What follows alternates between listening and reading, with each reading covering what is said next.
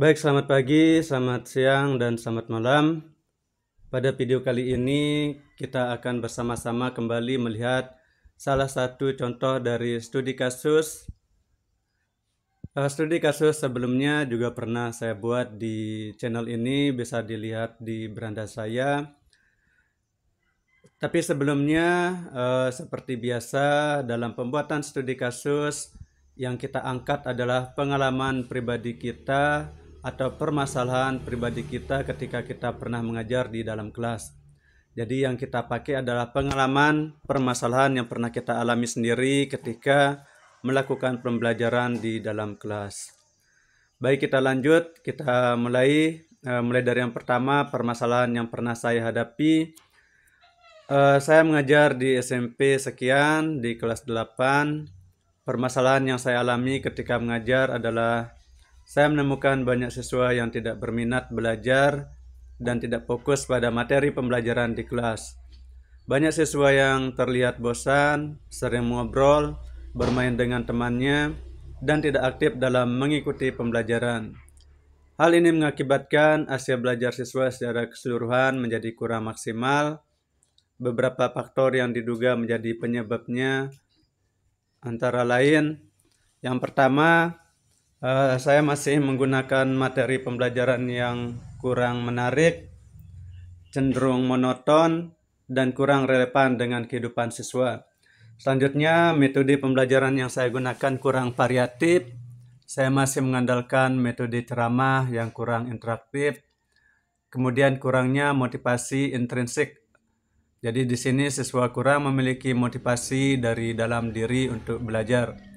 Kemudian setelah kita memaparkan permasalahan yang pernah kita hadapi, selanjutnya yang kedua adalah upaya kita untuk menyelesaikan permasalahan tersebut. Nah, untuk mengatasi permasalahan tersebut, saya melakukan beberapa hal, yaitu yang pertama merencanakan pembelajaran yang menarik. Saya merancang pembelajaran berbasis proyek, di mana siswa dibagi menjadi kelompok untuk mengerjakan proyek yang berkaitan dengan materi pelajaran. Kemudian saya menggunakan media pembelajaran yang variatif, di mana saya menggunakan video, gambar, simulasi, dan permainan edukatif. Selanjutnya, mengoneksikan materi dengan kehidupan nyata, memberikan contoh-contoh konkret yang relevan dengan kehidupan siswa sehari-hari. Selanjutnya yang kedua, menerapkan metode pembelajaran yang aktif, di mana di sana ada diskusi kelompok. Saya memfasilitasi siswa untuk berdiskusi dan bertukar pikiran. Selanjutnya pembelajaran kooperatif, membagi siswa menjadi kelompok kecil untuk bekerja sama menyelesaikan tugas. Pertanyaan terbuka, di sini saya mengajukan pertanyaan yang menuntut siswa untuk berpikir kritis dan analitis. Kemudian membangun hubungan yang positif dengan siswa, menciptakan suasana kelas yang nyaman, menjalin hubungan yang baik dengan siswa, menciptakan suasana kelas yang menyenangkan dan inklusif. Selanjutnya memberikan penguatan positif, saya memberikan pujian dan penghargaan atas prestasi yang dicapai oleh siswa. Selanjutnya memfasilitasi pengembangan minat dan bakat siswa, mengadakan kegiatan ekstrakurikuler, memberikan kesempatan bagi siswa untuk membangun minat dan bakat di luar kegiatan belajar sekolah, membimbing siswa secara individual, memberikan bimbingan khusus bagi siswa yang mengalami kesulitan. Selanjutnya, hasil dari upaya. Setelah dilakukan berbagai upaya, terlihat adanya peningkatan minat dan fokus belajar siswa. Hal ini ditandai dengan keaktifan siswa dalam mengikuti pembelajaran. Siswa lebih sering bertanya, memberikan pendapat, dan berpartisipasi dalam diskusi. Selanjutnya, peningkatan hasil belajar. Nilai rata-rata kelas mengalami peningkatan. Kemudian ada perubahan sikap siswa menjadi lebih bersemangat dan antusias dalam belajar. Selanjutnya yang ketiga, pengalaman berharga yang saya petik. Dari pengalaman penyelesaian masalah ini, jadi ini yang keempat ya, mengenai pengalaman berharga yang saya petik.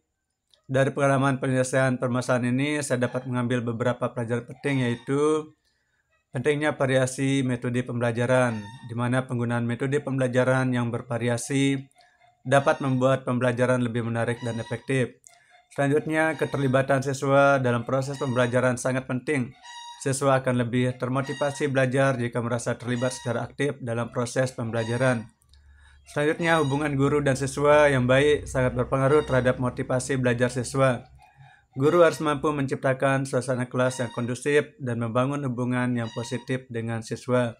Dan yang terakhir, setiap siswa memiliki potensi yang berbeda-beda. Guru perlu memberikan perhatian khusus pada siswa dan memfasilitasi pengembangan minat dan bakat mereka. Nah, jadi ini adalah contoh dari studi kasus. Permasalahan yang diangkat yaitu siswa tidak aktif ketika melakukan pembelajaran di dalam kelas, dan juga mereka tidak konsentrasi atau tidak fokus untuk memperhatikan pembelajaran di dalam kelas. Nah, sekali lagi dalam pembuatan studi kasus ini yang perlu kita perhatikan adalah kita mengangkat permasalahan yang benar-benar kita alami sendiri ketika melakukan pembelajaran di kelas. Studi kasus ini merupakan contoh saja. Selanjutnya tinggal kita yang menyelesaikan sesuai dengan permasalahan yang pernah kita alami. Baik, demikian, terima kasih.